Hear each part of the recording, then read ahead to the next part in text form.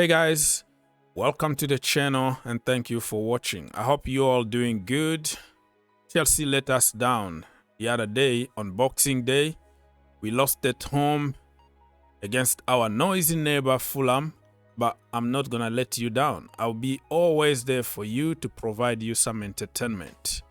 If you wanna help your brother out and you wanna cheer me up a little bit, you can click that like button. It takes 1 second and it will be much appreciated. I hope you had a good Christmas. If you don't celebrate Christmas, it's not a big deal. I hope just that you had a good time with your friends and family. It's just another day that the Lord created. Today, we're gonna discuss about some transfer news because it's January, and January just means transfer news. And to be honest, if you watched our last 2 games, you see exactly what Chelsea need.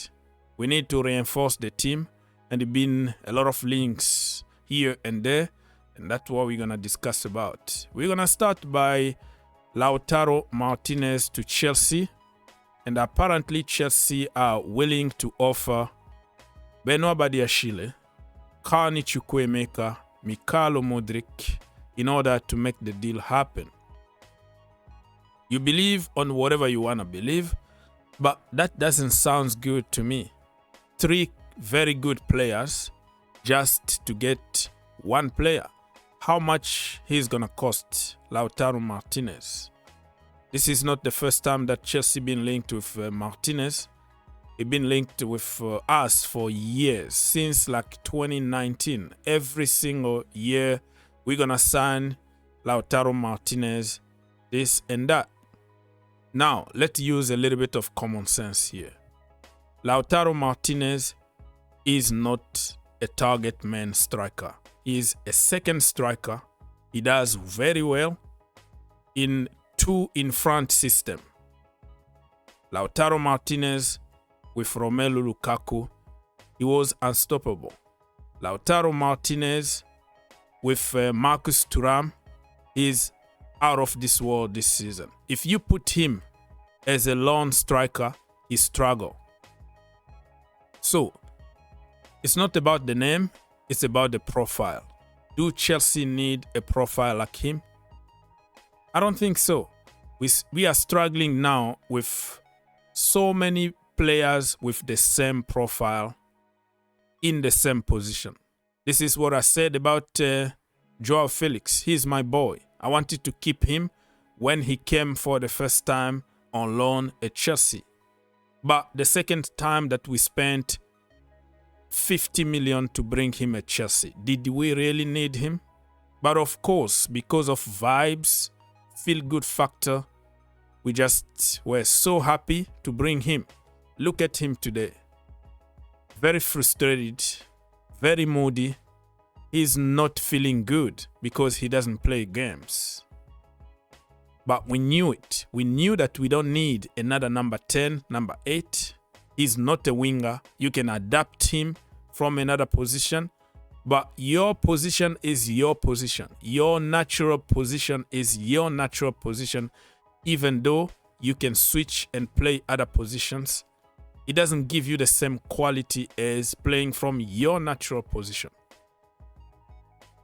If you bring somebody like Lautaro Martinez, you have Jackson, you have Nkunku who can be a second striker, a shadow striker in the pocket. Number 10, number 9, he's gonna score you. Number 9.5, not number 9, he's gonna score you a lot of goals. But we have Palmer, we have Kendry Pius, we have Estevan Willian, we have even Enzo Fernandez, who is playing from that position often. I don't really think that Chelsea need him. They need somebody who is a bully, like Drogba, Costa, Haaland, different profile to give you something else when you need a goal. But of course, I'm not trying to make friends here because you're going to have all kind of theories and narrative because Lautaro Martinez, not Martinez, Lautaro Martinez because he won the World, I can't even speak, the World Cup, and he's winning. He won a few trophies already in Italy, and he's scoring goals. It doesn't mean that necessarily he's gonna do good at Chelsea Football Club. So in the Chelsea community, it's about vibes. It's about shiny names. It's about copying and pasting what big accounts are saying. But if you look at it closely, if you are honest enough, Chelsea need a different profile, like Omoro Dion, like John Duran, like Delap, like Drogba, like Costa Anelka, instead of bringing another short guy who is going to struggle to get his place at Chelsea Football Club. That is the reality. I don't see it happening, but I don't want to kill your dreams.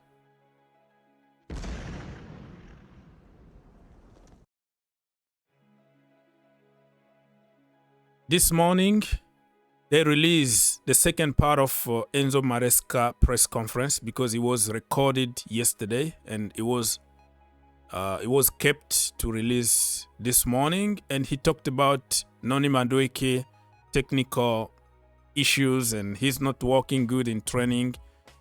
And for the same reason, discipline reasons, apparently, Renato Vega wasn't there for the last game against Fulham.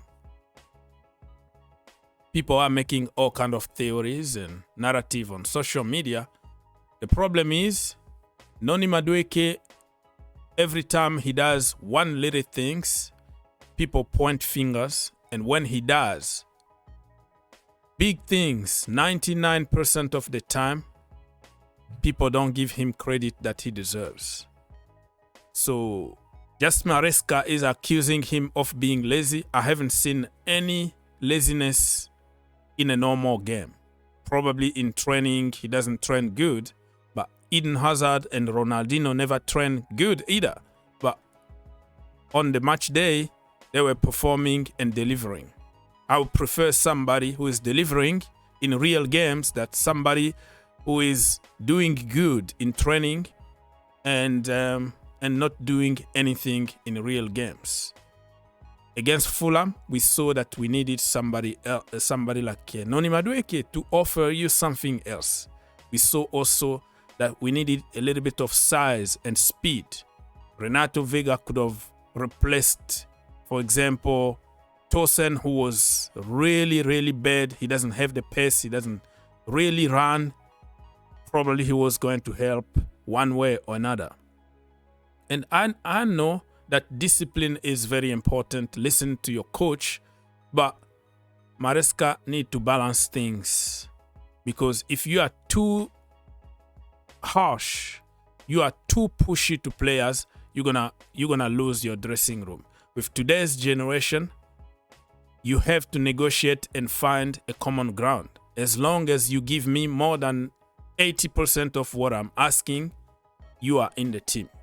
So Maresca needs to improve on that. And he gave also some good vibes or some good comment about Delap because he knows him from Manchester City. He worked with him for years.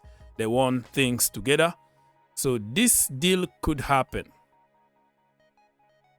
I see Maresca getting this deal happen. You have to keep an open mind. I don't think it's going to happen in January, but it could happen in summer. Let's say if Ipswich are relegated in the championship, I think Chelsea could go and get Delap at Chelsea. I don't think he's going to choose Manchester City. City got like 20 million buy option. But he's going to think, I don't want to go there and work under Pep Guardiola. Pep Guardiola won't give you the freedom that Maresca is going to give you. So this is the kind of, I'm talking about profile here, right? I'm not talking about names. And I know Chelsea are all about shiny names. Osimhen, Drogba, you know what I mean? Falcao, Prime, Abramovic. But I'm talking about profile. He's tall. He's a bully in the box. He can do pretty much everything. And I'm going to keep an open mind if Chelsea brings him in the team.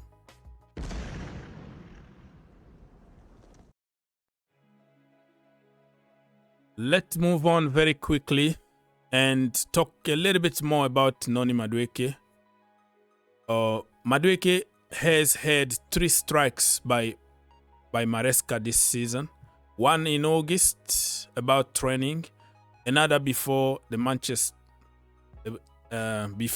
Aston Villa game, and he mentioned about training again, and now he talked about technical issues that he had to leave him at home. So it's like 3 times that he exposed him publicly, but we don't know how many times they talked about it behind closed doors. All I can say is, if you leave somebody out of the team and the team win, people will support you.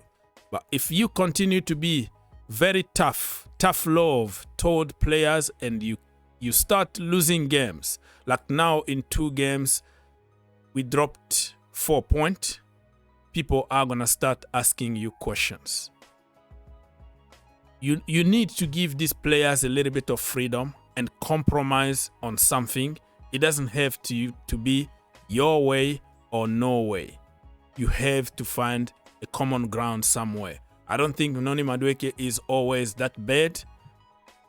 People are trying to exaggerate everything and they don't see 99% of things that he does. So it's not gonna fit the narrative on social media. This is not what people wanna hear, because we wanna blame somebody. We wanna point fingers on somebody because people wanna hear insult and negativity. But I'm telling you, some of the actions that I've seen from Cole Palmer, Pedro Neto, Christopher Nkunku, and other players in that Chelsea team, if it was Noni Madueke, it was going to be the end of the world, right?